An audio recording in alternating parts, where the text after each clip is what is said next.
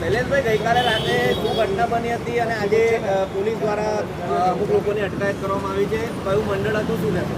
વડોદરા શહેરમાં રાત્રે 3 વાગે ખૂબ ભયંકર ઘટના બની છે કે ગણપતિ બાપ્પાનું આગમન થતું હોય અને વોર્ડ નંબર 17માં નિર્મલ પાર્ક યુવક મંડળ એ મારા વિસ્તારનું વર્ષો જૂનું મંડળ છે અને ગણપતિ બાપ્પાની સ્થાપના કરતું રહેતું છે.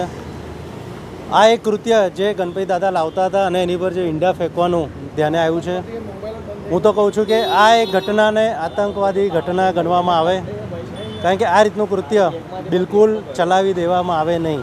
અને જે પ્રમાણે ભારતીય જનતા પાર્ટીના કોર્પોરેટરો આ વિસ્તારના રાતના 3 વાગ્યાથી, મીડિયા મિત્રો રાતના 3 વાગ્યાથી, સંગઠનવાળા અને પોલીસ જે પ્રમાણે ઊભી રહીને કામગીરી કરી છે એ પ્રમાણે જોતાં એવું બી લાગે છે કે પોલીસ ફૂલ એક્શન મોડમાં છે અને જેને બી આ કૃત્ય કર્યું છે એને બક્ષી દેવામાં નહીં આવે.